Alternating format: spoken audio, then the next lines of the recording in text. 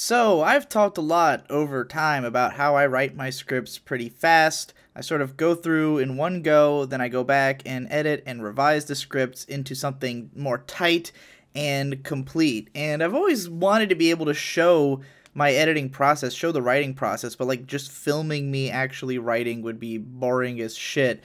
But then I remembered that with Google Drive or Google Docs, you can actually look at the history of your file. And this particular case, this Kimono Friends video that I just released, is a particularly conducive script to looking at the editing, because in this case, I watched this entire show. I watched all of Kimono Friends last night while drinking. I was pretty drunk by the end of the show. And then as I was like coming down, I wasn't quite as drunk and I was kind of tired and I just finished watching the whole show, but I really wanted to get the script written. So before passing out, I just like jotted the whole thing out at once. And then I didn't even look over it at all. Like I just fucking cranked it out. And then, like, even as I was going to bed, I was already, like, thinking of how to rewrite it. And so the next day, once I woke up, I went back over it and corrected everything. So this is a perfect example of me having one just completely raw, totally unedited, totally unrevised version of the video that was later corrected and changed into the version that you will probably have seen already. Or if not, you should watch it before this video. So, we're going to go through and look at what I did to put the script together. So the first thing about this is that going into even watching the show, the main thing I wanted to talk about was the idea of lucidity, of these moments where you suddenly like have a realization of your own cognizance, like you suddenly feel maybe more human than usual, like you just get yourself in the world around you in a way that you don't always, like you're not always in that state of mind, but sometimes you are. And what had got me to start thinking about that was just all right, here this is a very odd way that this video came about. So I was on my way to bed the night before, and my room smelled like cat piss. I think the cat had pissed in my room, and I was like, oh god, it smells like cat piss in here.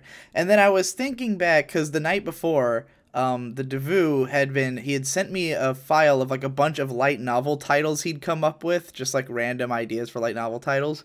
And so I was sitting there thinking about the light novel called I love my Neko Mimi girlfriend, but I can't get it up because my room smells like cat piss. That would be the name of the light novel. So,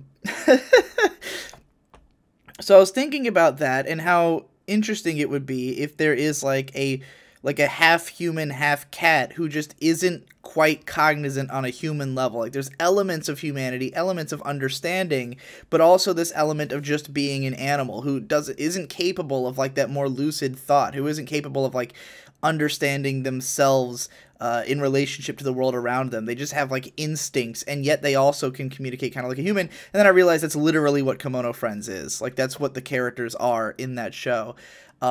Whereas Kaban, who is a human, also can't achieve that because of the fact that she has no memories and doesn't know that she's human. But she just suddenly has these moments of like getting what's going on in the world around her. So that was the core concept of this. Before I even watched past episode 1 of the show, I had this idea. So the next day I watched the whole show and it pretty much held to that idea the whole way through. Now, that was the only thing I really had to talk about with this show. So other than that, I just wanted to make like a more conventional review of the show, like something that just like an analytical review of why the show is interesting and good. So I had initially planned on opening the video with just, you know how sometimes you have those moments where your brain seems to light up and you suddenly feel more lucid than usual?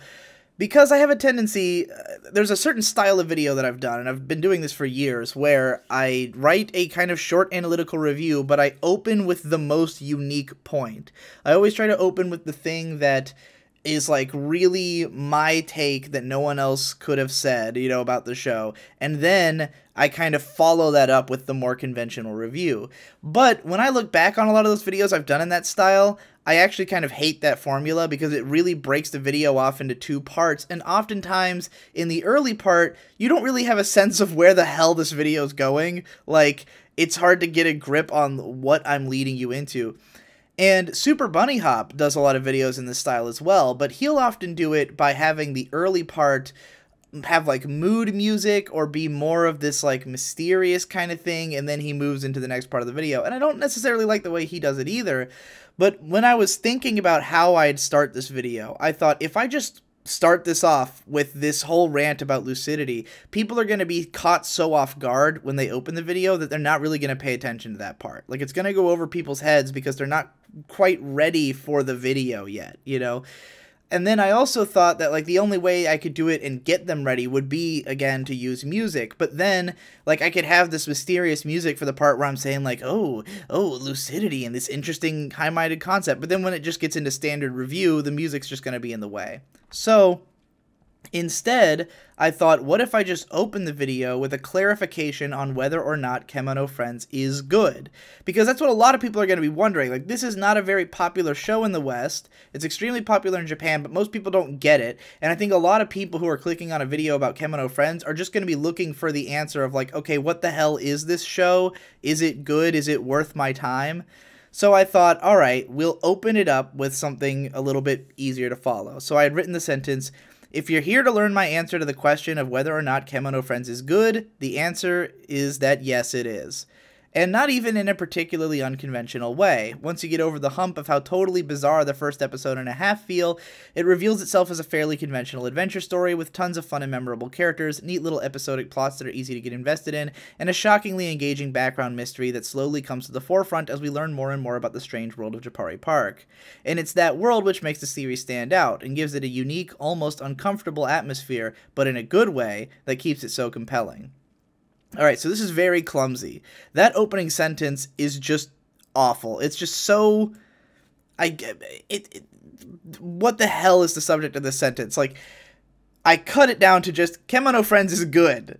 So, if you're here to learn my answer to the question of whether or not Kemono Friends is good, the answer to that is yes, it is, became just, Kemono Friends is good. Which seems like the obvious way to write the same sentence. Just, it was such a clusterfuck of a way to end. And I get why I wrote it that way. Like, I wrote it because I was thinking, okay, some people are just going to want to know whether or not I think Kemono Friends is good. Let's address that up front. But rather than explain to you that that's what I'm doing, that we are answering that question up front, I just went ahead and answered the question before it was even asked. Kemono Friends is good. Now you know. You know, like, instantly you know. And not even just in unconventional ways. So, yeah, I've changed this from not even in a particularly unconventional way. There's no reason to have all those extra words, just not even in unconventional ways. So then I said, once you get over the hump of how totally bizarre the first episode and a half feel, this was simplified down to once you get past the out-of-body experience of the first episode and a half, because it sounds even more extreme and hilarious, but with fewer words. You know, it's more extreme but more condensed. It reveals itself as a fairly conventional adventure story with tons of fun and memorable characters, neat little episodic plots that you get invested in, and a shockingly engaging background mystery that slowly comes to the forefront as we learn more about the strange world of Japari Park. I think that's all pretty much the same. Yeah, we've got a conventional adventure story with tons of fun and memorable characters, neat little episodic plots. Yep, almost the exact same sentence. So, yeah, that continues there. Then I split this off into its own paragraph, but it says, originally, and it's that world which makes the series stand out and gives it a unique, almost uncomfortable atmosphere, but in a good way that keeps it so compelling. So, uncomfortable atmosphere, but in a good way, just sounded really clumsy, and I felt like it might be easy to misinterpret what that means. So instead, it's that world which makes the series stand out, giving it the uniquely comfy and yet also subtly uncomfortable atmosphere which keeps the series compelling. So, this is still an odd concept of something being comfy and yet also uncomfy, but at least now we get it, that it's not, there's nothing confusing about this sentence. You understand what I'm saying, that the show is at once comfy and yet also not. So then we get into the lucid part, and this is almost exactly the same in both versions.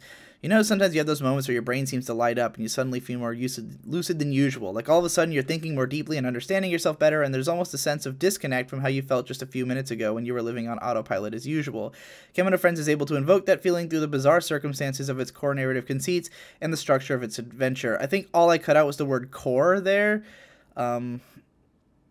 Yeah, just because there's no reason to have the word core there. You get it. It's the narrative conceits.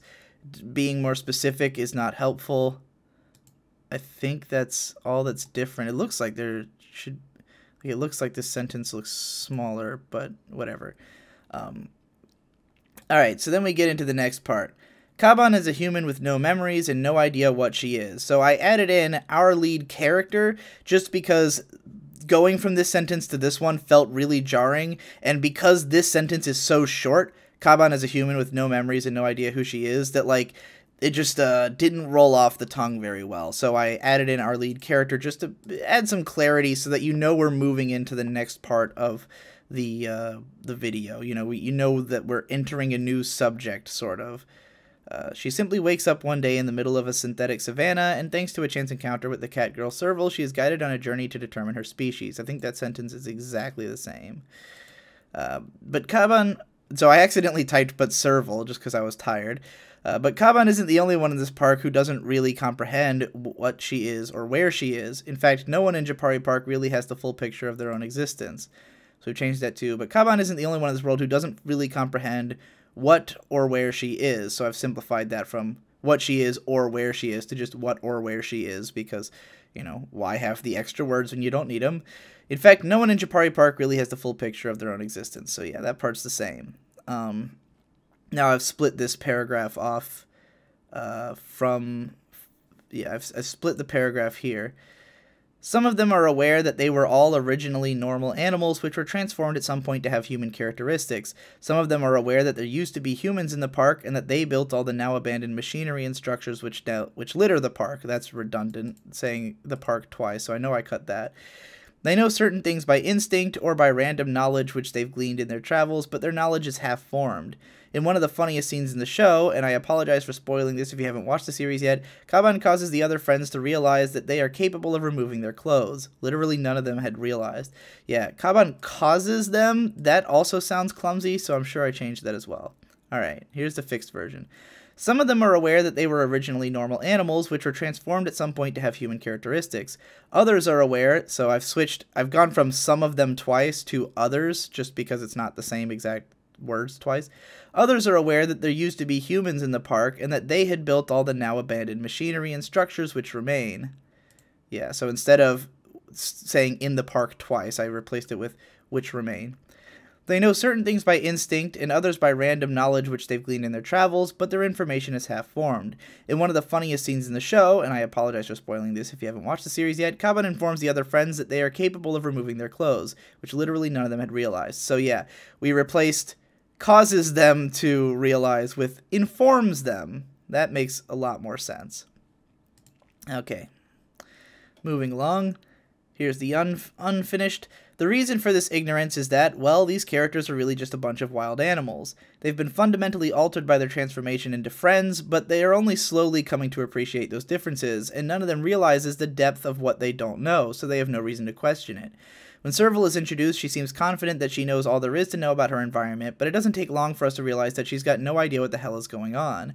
The only creature in this world who is in a position to fully understand it is someone with no memories or understanding of her own abilities. So I don't think I changed anything about that paragraph. Yeah, I think that's, like, identical. So there might be, like, a small change in phrasing in here somewhere, but no, it's almost the exact same. So moving on to the next one. About once an episode, Kaban is able to instinctively understand the human contraptions in the world around her, or to make connections and come up with plans to get out of various troubles. So I know I changed this sentence because various troubles just sounds weird. These are the lucid moments in which the whole show suddenly seems to click, where, after half an episode of drifting through adorably airheaded scenes of so many goofy and ignorant characters failing miserably to piece together their situation, all of a sudden things come into clarity, and the audience experiences a moment of realization along with Kaban about what can be done to make sense of the situation and progress in the adventure. So this is mostly the exact same, but yeah, we've changed We changed get out of various troubles to resolve various situations, which just sounds a little better. Yeah, we're in. Then I also changed where. I almost always change the word where to wherein. Like, just when it's describing something like this, like a situation, it's a situation wherein as opposed to where. That's just how I just sounds better and it's more clear to me. Like, it's you can where implies a location, but this is not really describing a location. It's describing a scene, you know, if that makes sense. Yeah, the rest of that is pretty much exactly the same. Okay, then this paragraph is totally new. So, in the original, I just skipped right from that into talking about the history of the show.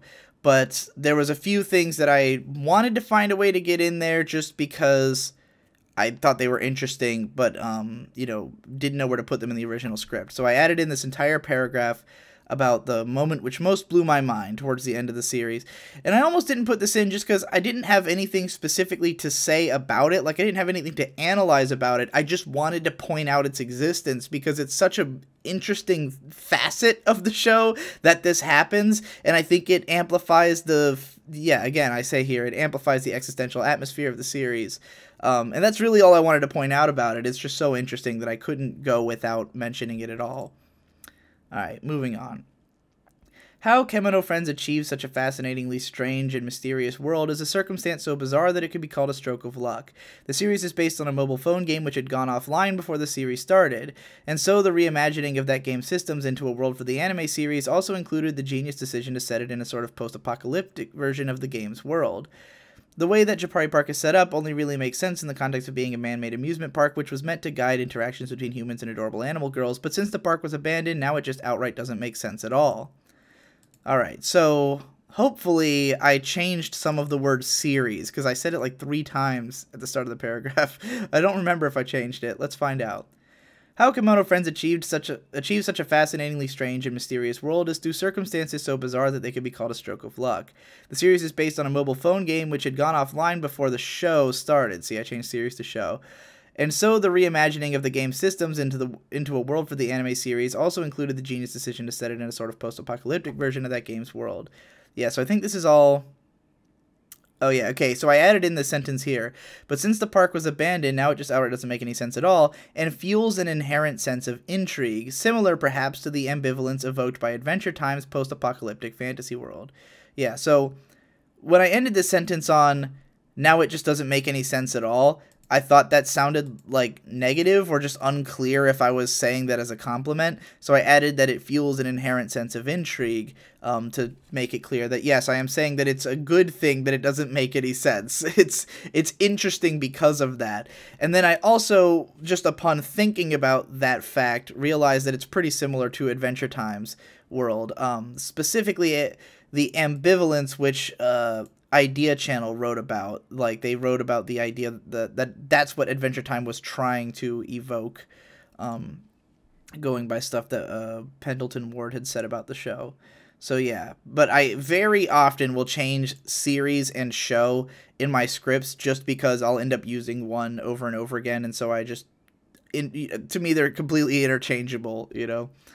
Alright. So, the show gets away with a lot by being set in such a bizarre world. Exposition dumps, light retcons, and elements so bizarrely illogical that they defy explanation are easy to forgive because the world is so unknown and interesting. I'd rather it be that way instead of anything more conventional or less imaginative. So, I think I changed... I don't even think I changed anything there. I think I had initially taken out the word by and just had it said gets away with a lot being set in such a weird place, but when I read it out loud that didn't sound as clear, so I added the word by back in. But other than that, it looks like it's... Hold on, something's got to be missing because it's not the same length. The show gets away with a lot by being set in such a bizarre world.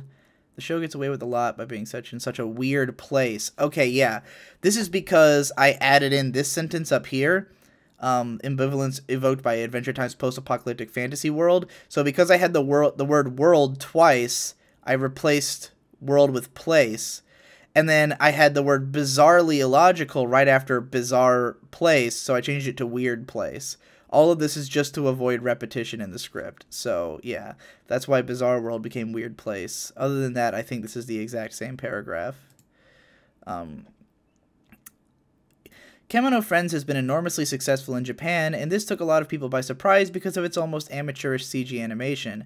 But if I had to theorize as to what about the show is so captivating, besides the huge variety of ultra cute character designs, it would be how different it feels from just about any other anime. So all I added to that was huge variety of ultra cute character designs and interesting world, because I realized that I just said that the world being interesting was a part of the appeal, and then implied that the only appeal was cute characters and then this other thing I'm about to say, so that didn't make any sense.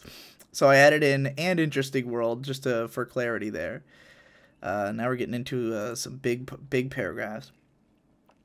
When you've seen as much anime as I have, you start to become versed in a sort of common visual language that is spoken in the medium.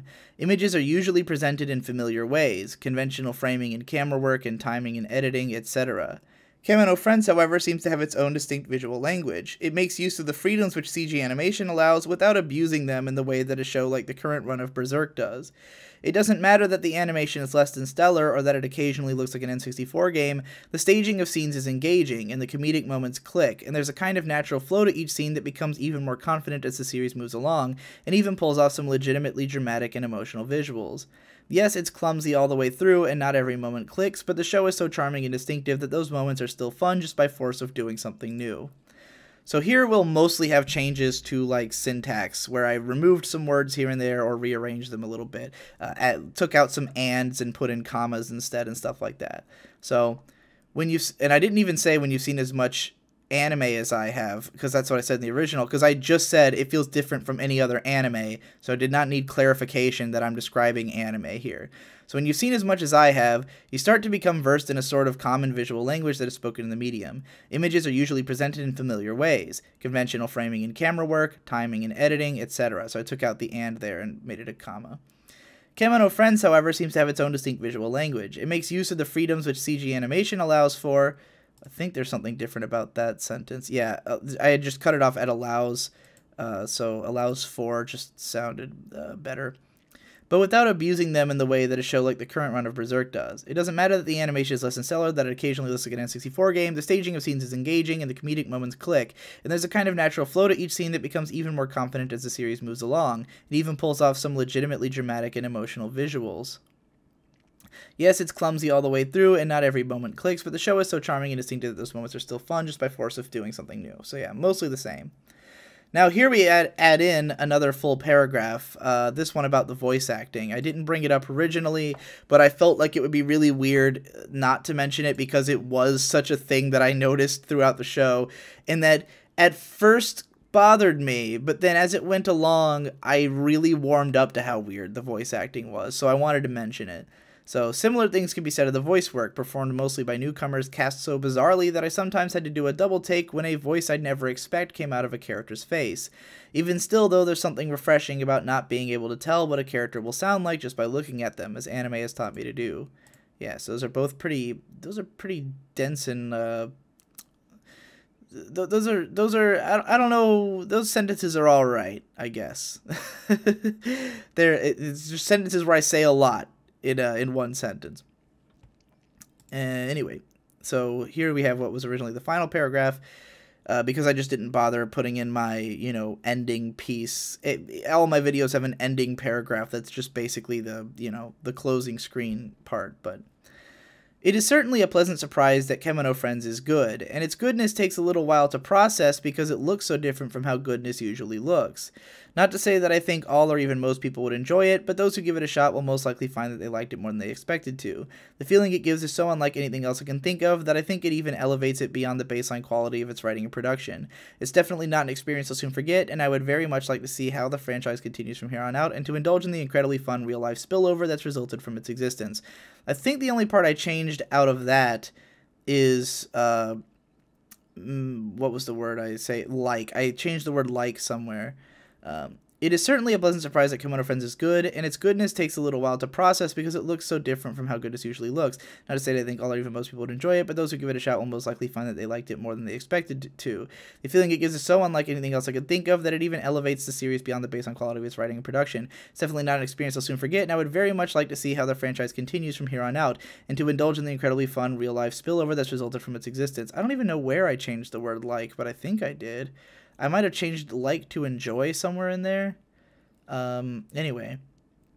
And then I added in the sentence, if you somehow haven't heard about the penguin who fell in love with a cardboard cutout of the penguin idol character Hululu, then you need to Google it immediately. Because I figured that real life spillover wasn't specific enough, and anybody who hasn't looked into it won't know what I'm talking about or won't have any way to go check out what I'm talking about. So I picked the obvious story that everyone's been tweeting and everything about the penguin who falls in love with the girl, which is fucking amazing and hilarious. And that's not the only thing that's come out of it. It's just a good starting point. So then we've got the whole ending paragraph. If you gave this series a shot, let me know what you thought of it below. Did you get wrapped up in its atmosphere and mystery plot, or do you just really like Animal Girls, or do you still think you'll never be able to understand stuff like this? Fill me in, and while you're at it, share this video with it. Yeah, you get it. I end all my videos the same way. So yeah, the biggest stuff that changed was just in the beginning, and typically when I make a video, I spend a lot of time crafting the first sentence so that it's usually not like this. Like, I usually don't have the first sentence be the one that needs to be changed massively. Typically, that one has been thought up days ahead of time. But because my original first sentence was this one, the start of paragraph 2, I had this figured out, and that's why this paragraph almost didn't have to change at all. In fact, I don't think it did change at all in between the two different versions, aside from me putting a paragraph break or whatever. Did I change anything about that? Invoke that feeling through the bizarre circumstances. Oh, there, I took out the word core. That was the only difference. So yeah, the reason this paragraph was so fine is that this is the one I'd already thought out. So this stuff, because it was written so spur of the moment of me just like trying to concoct an intro to the video that wasn't originally supposed to be there, that's the one that had to be extremely changed. But like normally the first sentence is so well crafted that it allows the rest of it to just kind of, you know, go on autopilot, which is why everything past this point is much less altered, and most of it's just changing word choices, removing certain words that were extraneous, you know, making sure there's not too much repetition in there, making things a little bit more clear, easy to understand, and easy to read out loud. So that's the main, that's the main kind of editing and revising I do. And this is what most of my script editing is like. Most of it is about this level. There's rarely any massive changes. In fact, the fact that I added in 2 whole paragraphs to this one is a little bit more extreme than it would usually be. And it's kind of only like that because I wrote the original while I was tired and like passing out, and then edited it, you know, once I woke up and added in everything I thought was missing. So yeah, I hope this was helpful or enjoyable and that you got some insight into what my writing is like. Thanks again for watching. I'll see you in the next one.